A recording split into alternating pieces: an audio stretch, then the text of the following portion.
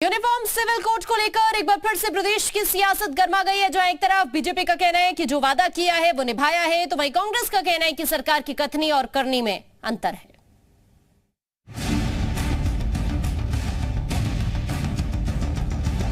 उत्तराखंड में एक बार फिर से यूनिफॉर्म सिविल कोड को लेकर राजनीति गर्मा गई है।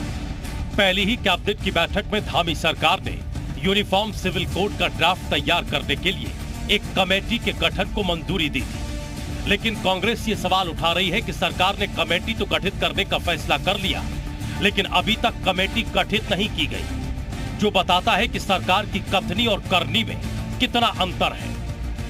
मुझे लगता है कि अब मुख्यमंत्री जी को आईना दिख गया होगा। हम पहले दिन से इस बात को कह रहे थे कि यूनिफॉर्म सिविल कोड को लागू करना इतनी आसान बात नहीं होगी, उसकी टेक्निकलिटीज पर गौर करना होगा, कई और बातें हैं जिस पर गौर फरमाना होगा, क्योंकि हमने पहले भी कई चीजें ऐसी देखी कि मुख्यमंत्रियों के मुखारवन से घोषणाएं तो हो गई, लेकिन धरातल पर वो नहीं उतरी। कांग्रेस यूनिफॉर्म सिविल कोड को लेकर बीजेपी की नीयत पर सवाल उठा रही है, लेकिन बीजेपी का कहना है कि जो भी वादे जनता से किए गए वो सारे के सारे वादे निभाए जा रहे हैं। यूनिफॉर्म सिविल कोड की दिशा में भी सरकार पहले ही कमेटी के गठन को मंजूरी दे चुकी है। जल्दी ही कमेटी गठित भी कर दी जाएगी।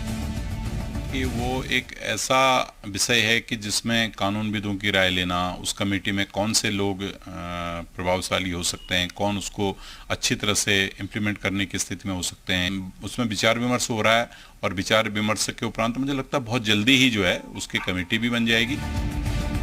बीजेपी भले ही जल्द कमेटी के गठन की बात कर रही है, लेकिन कमेटी के गठन के फैसले को काफी वक्त हो चुका है और बीजेपी अभी तक ये तय नहीं कर पाई है कि कमेटी में किस किस को शामिल किया जाए, जिसकी वजह से विपक्ष को बैठे बिठाए सरकार को घेरने का मौका मिल गया है।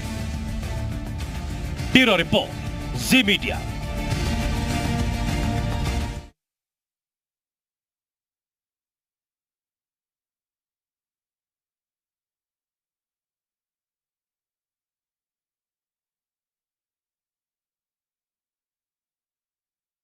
तो देखिए, अब आपको ये भी जानना चाहिए कि यूनिफॉर्म सिविल कोड क्या है, क्योंकि हर नागरिक के लिए एक समान कानून हो, हर धर्म और जाति के लिए एक कानून हो, सभी धर्मों में शादी, तलाक, जमीन बंटवारा एक समान होना चाहिए।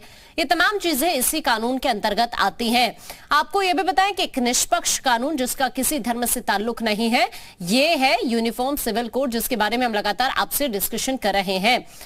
तो देखिए, अभी हम आपको ग्राफिक्स के जरिए ये महत्वपूर्ण जानकारी इस वक्त साझा कर रहे हैं। जैसा कि मैंने कहा, यूनिफॉर्म सिविल कोड को लेकर हर नागरिक के लिए एक समान कानून होना चाहिए, इसके अलावा हर धर्म और जाति के लिए एक कानून होना चाहिए, ये कहता है यूनिफॉर्म सिविल कोड।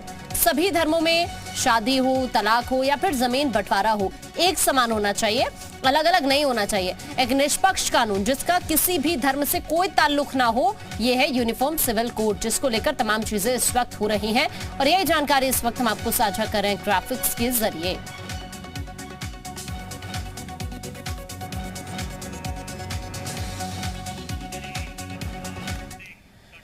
उत्तराखंड में कई जगहों पर बारिश और बर्फबारी के चलते केदारनाथ यात्रा को रोक दिया गया है। बारिश होने की वजह से केदारनाथ पैदल मार्ग पर कीचड़ जमा हो गया है, जिसकी वजह से प्रशासन ने फिलहाल के लिए यात्रा पर रोक लगा दी है। रिपोर्ट देखिए।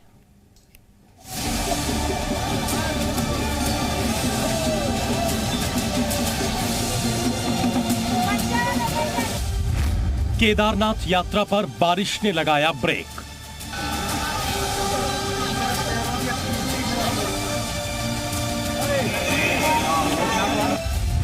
रुद्रप्रयाग में रुक रुक कर हो रही बारिश।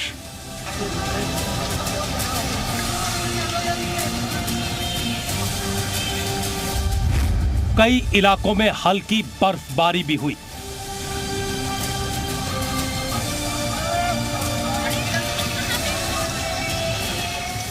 रुद्रप्रयाग में बिगड़े मौसम की वजह से केदारनाथ यात्रा पर ब्रेक लग गई है। बारिश होने के चलते कल कई जगहों पर श्रद्धालुओं को रोका गया था। आज सुबह यात्रा को खोला गया, लेकिन बारिश और बर्फबारी के चलते एक बार फिर से यात्रा रोकनी पड़ी, क्योंकि रुद्रप्रयाग में सुबह से ही रुक रुक कर बारिश हो रही है और कई जगहों पर बर्फबारी भी हुई है। पहाड़ों पर बिगड़ते मौसम पर आस्था भारी पड़ रही है। श्रद्धालु मौसम की परवाह किए बिना यात्रा करने को बेताब है, लेकिन प्रशासन लगातार खराब मौसम में यात्रा न करने की सलाह दे रहा है। उत्तराखंड के डीजीपी अशोक कुमार ने भी केदारनाथ आने वाले श्रद्धालुओं से अभी यात्रा न करने की अपील की है। प्रिय यात्रियों, भारी वर्षा बर्फबारी के चलते सभी पड़ावों पर श्री केदारनाथ धाम यात्रा को रोका गया है। हेली सेवाएं अस्थायी रूप से बंद की गई हैं। कृपया कुछ विराम के बाद ही यात्रा शुरू करें।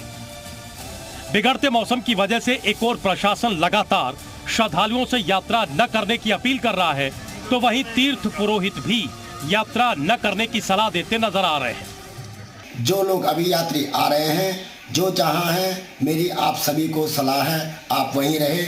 मौसम साफ होते ही आप केदारनाथ की यात्रा प्रारंभ करें। केदारनाथ में बारिश और बर्फबारी के चलते ठंड भी बढ़ गई है, जिसकी वजह से अब तक 29 श्रद्धालुओं की हार्ट अटैक से मौत हो चुकी है।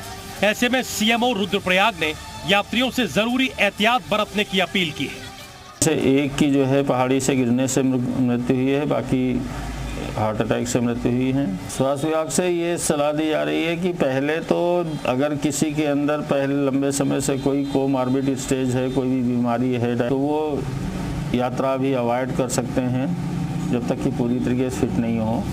कोरोना महामारी के चलते 2 साल यात्रा न होने की वजह से इस बार रिकॉर्ड तोड़ श्रद्धालु यात्रा पर हैं। ऐसे में सुरक्षा व्यवस्थाओं को लेकर पहले से चुनौती झेल रहे प्रशासन के सामने खराब मौसम ने और मुसीबत खड़ी कर दी है। ऐसे में जरूरत है प्रशासन की ओर से जारी गाइडलाइंस के पालन की, ताकि बाबा के दर्शन भी हो जाएं और जान माल का नुकसान भी न हो। ब्यूरो रिपोर्ट, जी मीडिया। और अब ग्राफिक्स के जरिए आपको बताते हैं कि रुद्रप्रयाग में बारिश की वजह से कहां-कहां पर यात्रा को रोक दिया गया है और कहां-कहां पर कितने श्रद्धालु फंसे हुए हैं। रुद्रप्रयाग में कई जगहों पर बारिश, कई जगहों पर बर्फबारी भी हुई है।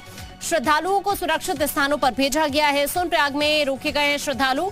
ये हम आपको इस वक्त तमाम महत्वपूर्ण बातें बता रहे हैं।